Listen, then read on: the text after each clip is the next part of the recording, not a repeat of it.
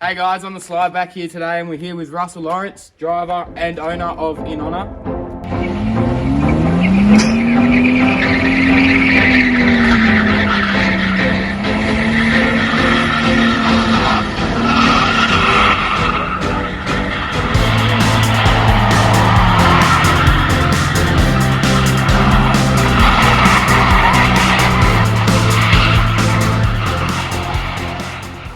So, this one has been a video that has been a long one coming. We've had a bit of setbacks, push us back with getting the interview done properly and trying to find the time due to work schedules and then busy life schedules. And maybe a couple of more important videos. Yes, more important videos, but we're here.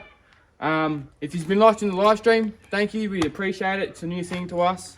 So jump over to the OnTheSly Motorsports Media Facebook page for all the info on skid comps coming up and stuff. But I'll hand you over to Russell here so he can tell us a bit about his beautiful skid car that he's built and letting us show off today in the video. So, with you, Russell. All right, thanks, Chase. Okay, so while it's a little bit dusty and dirty, and it has been for a little while, that's what happens when it's living in a really open shed, yes. Which we're hoping to change in the next few weeks. So it's a 2003 Holden VY One tonner. It started life as a dead stock Ecotech executive. I'm pretty sure it was an ex-fisherman's ute. Yep. That had been doing the rounds if the cockies don't up in the tree and noise for the next 25 minutes. Which started its life as, like I said, a fishing ute, and it had done its time running around Donga. It had a few little spots of rust here and there, and an 18-month build between my dad, who went absolutely flat out pretty much for 18 months, and me in my spare time between work and family, etc., turned it into this. So first off, well, not quite this. First off, it started as life as most people know it and don't realise that it's already changed to an LS now. Was twin carbide Ecotech V6. Yep. Trying to be a little bit different, not be the same as everybody else. Yeah. Everybody else has accomplished the whole twin throttle bodies and the set of extractors and some diff gears and go hell for leather, but we kind of took it to the next level. It took a few years of R&D to get the carbies to work. It would work and start and run fine, but getting it to drive was a whole different ball game. So that was good fun. Not really. I've got this, not this particular motor, but the one that we tried to put in for motivation. Sat on the engine stand, built, ready to go for 2 years. So that little carrot sitting behind us on the engine stand, laughing at us every time we destroyed a V6, saying, "Just put me in. I'm sitting here ready to go," was really a pain in the ass. But it doesn't matter. So it's now the V6 was a dead stock Ecotech bottom end with, in the end, was 4 ARP rod bolts and 2 standard rod bolts, some bits and pieces out of different motors, some heads that I spent 2 or 3 days hand porting. Yep. Camshaft that I got from my dyno tuner down in Perth, Pit Stop Maintenance, which is loosely it's his design for a production sedan for Speedway. Solid lift, camshaft, roller rockers, all the bits and pieces that are associated. And the rest of it was a custom made tonner ram that Dad made in the shed at home, because a couple of people that we spoke to at the time that fitted into our budget couldn't master the idea of getting it done, so Dad did it himself. And 2 500 hollies. The rest of it was, pretty basic as the way it goes for a motor. Yep, absolutely. And now it's a 260, 270, 280. I can't remember what was on the clock. Junker LS1 bottom end, as everybody else has slapped together in 3 days. Slapped together in 3 days. Getting ready for motivation. Yep. Has a GM Motorsports Street Racer 2 camshaft package, timing chain, and it's got a trunnion upgrade and valve springs, push rods, and that's it. The rest of it's extractors, Still the top end at this very minute, but Chase, if if you took half a step forward, people, or backwards, whatever, will see that there's a couple of carbies, which we'll talk about that a little bit later on. Two 500 Hollies just on 98 that were originally off of the V6. Yes, they were. And you slapped them on here. I did. Cool. But it goes hard. It's a good skid car, and for it to still be in one piece, and for Burnout King and Whoop Ass Wednesday, which we have a heap of footage of that, for it to be drove back on the trailer, I think Russ was pretty impressed with himself about that one. Well, it's an accomplishment that we haven't managed to be able to do for quite some time. So, yeah. And if we did, it would drive on the trailer, but that was as far as it'd go because it literally limped on the trailer. Yep. So to be able to drive on and off the trailer comfortably for the last couple of comps was actually pretty good. Pretty happy with that.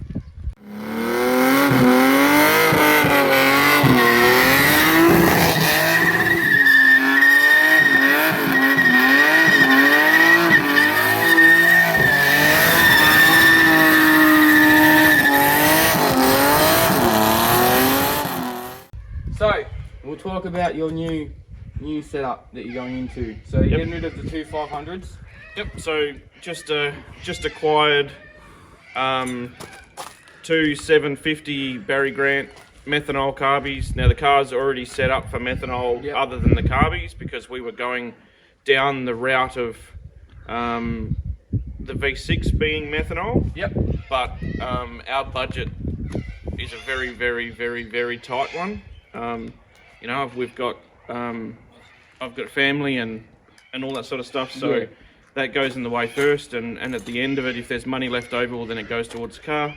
I picked up secondhand some, as we can see, the methanol carbies. They're just getting a bit of a quick looking over at the moment, and on Wednesday, so tomorrow after this video drops, it's booked into Pure Grunt Performance in down there in Rockingham or Kwinana, Baldivis area, wherever they're located down there, and then straight off to Whoop Ass Wednesday. Yes, for an hour power test skid and see how it goes. So unfortunately, I won't be able to make hour power this week due to work commitments and everything, but Russ is going to try and get as much footage of his car and everyone else's car, you know, go through the pits as he can, so we can try and work together another Whoop Ass Wednesday video, hour power for you all. But enough about that. We'll go into the plate. In honour. In honour. So I know what in honour means, and I know why it was chosen, but for a lot of people that are watching now, they might not know. So tell us a little about the story and the background of In Honour. Okay, so the plate come after the car. So some people have the plate already and then build the car around it, etc. But I built the car first, and then they'll try to think about a number plate afterwards. So so the car, I liked the colour. Like I've seen a couple of cars wrapped in it mainly. This thing's painted inside and out. You know, like it's something different. Yeah, okay, there's a couple of guys now, but at the time I started to paint this, there wasn't anybody else that had. You were the only one. I was the only one, and now there's a few others, but that doesn't matter. The colour is, I hunted around for a little while, but it is the Australian Army green. There's a couple of variations, but this one is what I hunted around to find. So, and then put the car together, and once it was together with it as a whole, as a complete package, then I've started to think about, well, then really what does it mean? What is the, you know, the colour and the concept? And it's one of those things, like, everybody at a young age thinks to themselves, well, I'd like to believe that everybody at a young age would think to themselves that going and joining up to one of the the armed forces is something. I've definitely thought about that myself. Yep, something that they would like to do. And I remember being 17 or 18 and walking into the Army Pavilion down at the Royal Show. And having a chat with the guys there and contemplating it, but got another job, and it just went by the wayside. And it's one of those, like, I like to think to not live life with regrets. But if I'm going to say I have a regret, not doing it is one of them. So And I take my hat off to absolutely every single one of the people 100%. who have served our country and 100%. continue to. Yep, 100%. Because it's something that I really wish that I had of. So, and then once I got to the point of age where I thought, okay, so now's the time. I've grown up a little bit. I probably should have done it years beforehand. Yep. Maybe I should take the dive and go and do it now. And then medical issues stepped in the way, and you know, I'm not. Once you've got medical problems, you're not gonna. They don't accept you into the army. So, you know, that was off by the wayside. So once I then painted the car this colour, then of course Sort of all fell into place. It kind of fell into place, and I'm like, well, then if I can't do it myself, then let me sort of say thank you in some way, shape, or form. And it's not much. It doesn't really. It might not mean much to many people, but to me it does, and to all of the guys that have served, I've spoken to. It does mean something to them, and that's really all that I care about. And it looks good to me. It's not everybody's cup of tea, but not everyone's. But we've all got different tastes. Absolutely, and what we like and what we don't like. Hence Jaden's front bumper. Yes, we won't go there. So that's the reasoning behind it. And that's really it. So it's in honour of those people who have served and do serve, and I think that was appropriate. Once I thought of it originally, like I had a lot of names come through my mind, and that one come in, and I just kept coming back to it. So that's it. It's stuck there. Yep. Like mine did. Like mine did. Yep. Absolutely. So Russell, you've just started a new business as such. Do you want to? Yeah. Without going into too much detail, we'll give a little rundown on it and everything. Yeah. So, Piranha Motorsports is my, well, up until very recently, a Facebook page. Yep. And something that I've, you know, Piranha was my original skid car, the Tirana, which is just parked off to the left of the camera screen. Looking a bit sad, and lately. it is very sad, but it is. I am planning on resurrecting it, and it still has everything for it. You just got to get the time to put it together. It's just time. Was my Tirana, and that was called Piranha. Yep. Some people will remember it. Some people won't remember the name, but they'll see a photo of the car and then they'll recognise the car. Which we'll have a photo in, and we'll give a. I'll try and put it in maybe here, or here, somewhere over there. Somewhere over there. So then you know, it's just followed through. So some people don't correlate Piranha Motorsports with this car because this is a Piranha. It's in honour. So. But it's just what I've carried my banner as, and then I've just kept going through. So the opportunity recently has come around that I'm even in a country town. The call for car cleaning and detailing. So not being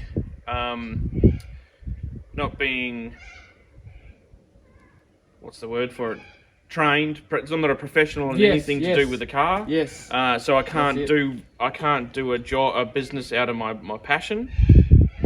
But this is one way that I can. Yeah. So so I'm going down that path of being a car detailer. Not so much car detailing full blown like you would normally class at a high end bloke down in Perth, but up here in the country, the moment. Well, look at the colour of the car. Red dirt, it hates the moment you everything. Clean your car, you drive it out the driveway, it's back to being dusty again. So I'm looking at the car cleaning side of things. Yep. I have recently, fingers crossed that everything goes through, acquired myself a unit, a factory unit where in town that we can base ourselves out of, not just for the car cleaning and business side of things, but a new home for Piranha Motorsports. Yep. And take that part of it to the next level. So that's Piranha Motorsports and Detailing. So I've just recently changed my Facebook pro page, named over. So that's where that's going. So jump on to Piranha Motorsports and Detailing on the Facebook. Have a look at the car. Have a look through the page. Give everything a like and make sure you share it off. Get it around. We'll put a link in the description. Put a link in the description. Is there anything else that stands out on the car that you think we should talk about? Yeah. Well, look, we can go across the car a little bit. The car's has had a pretty extensive build. We'll start from the front, so we'll start from the front and work our way backwards. The front, obviously, it's not a factory SS, it's just an exec, so it's got a full SS body kit that's been modified to fit for the side skirts, etc. They've worked pretty hard at that. We have a really terrible makeshift. Looks good from 20 feet away, come up close, it's got plenty of cracks on it.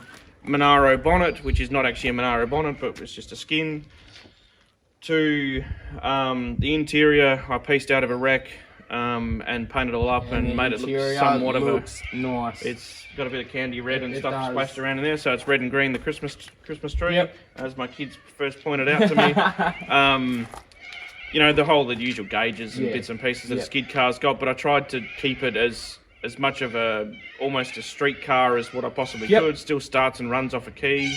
All the central locking works. We fitted power windows, all that sort of all that sort of stuff. All the little goodies wasn't there before.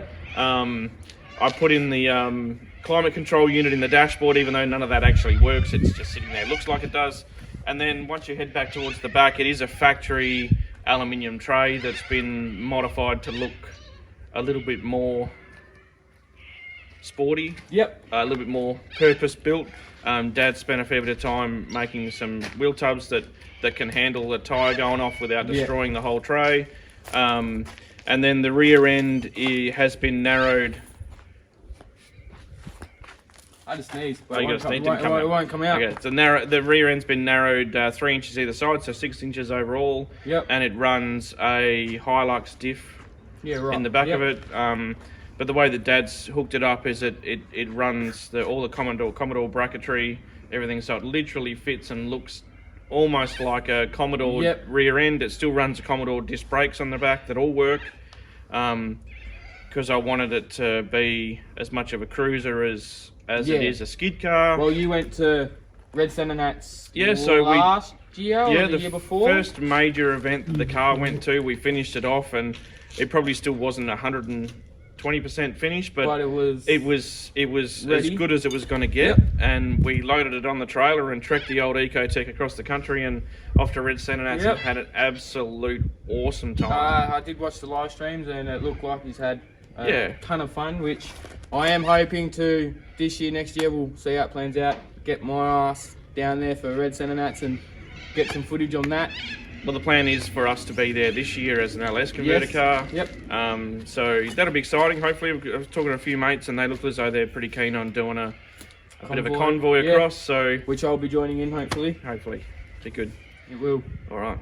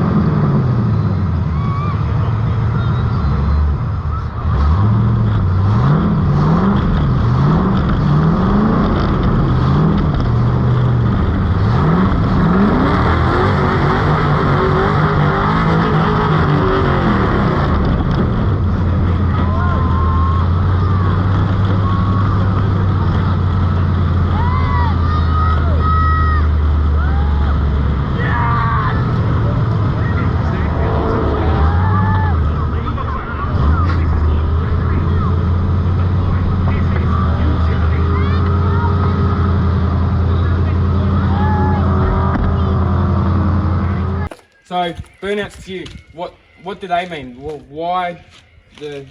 How did I get into it? How'd you get into it? What? I've watched a couple of your videos, Chase, so Yeah, I know how it works. So burnouts was probably me at about your age. Yep. And a crusty old LJ Tirana 4-door sedan that we had plucked out of someone's backyard that was literally on the way to the tip, because back then even a 2-door Tirana had almost no value. You could go down to a car yard at that stage and buy one for $500 out of a car yard. You can't. They're just hard to find. You just can't. And if you do find them, then they're definitely not $500. No, so not anymore. we salvaged it out of someone's backyard because it was literally going to the tip, and we were like, it's only a 4-door. It doesn't really matter. Who cares? It's got no value. Nobody wants it. But I'm a Tirana guy, and I couldn't see it go to the tip, so we did there. And then after it's sitting in the backyard for about 2 years, we had a local burnout comp here, and I had a really slow old speedway car that we decided that it was too old and too slow and needed too much money spending on it. So we dragged the motor out of there and stuffed it into the Tirana, and over a couple of months, I tinkered around with it, and we got it built up to a single pegger skid car. That went through many changes over the years to a 253 to a 308, and eventually a pretty staunch 308 that's still on my shed bench down there that hopefully will go back in it Hopefully soon. that's the plan. So because everyone's going LS, and it's LS the world, and I am on the LS boat. But if you can go the different route, you will. Yeah, absolutely. Just different, something different. Not everyone does, you know. Yeah. And with the 5 litres, they're not cheap to run. They're not easy to sort of keep together, are No. So that's where it started for me. It literally started as, let's just do that because it's something different, and we've got enough parts around to be able to make a car that'll work, and we go from there. So it's just growing. It's just, once you start, you just can't stop. No, you can't. It's one of those things, and all the failures over the years, and there's been a damn sight of them. You know, there's been points when with the 308 until we could somewhat get some reliability out of it, and we really didn't. Even when we stopped, we were getting close, but you know, we were at 4 motors in 4 comps. Some of those were $13,000 or $14,000 motors, and it just becomes astronomical, and trying to keep that up is just too much. Hence the reason why the LS is in here, and why the LS is such a popular conversion. So no, well, thank you for having us today, and that's all right, showing off the car and doing an interview. Appreciate it. No worries. Thank you. Keep an eye out for the next video, which will be the Whoop Ass Wednesday Hour of Power, I think. It should be. It all depends on footage getting and everything. I'll endeavour, as long as COVID lets us down to Perth and they keep the event on and weather's going good. We've lined up a chat with Lauren. Yes, we have. So she drives a Falcon on Falcon night, and she's a lady on Ladies night. So I think that works out pretty good.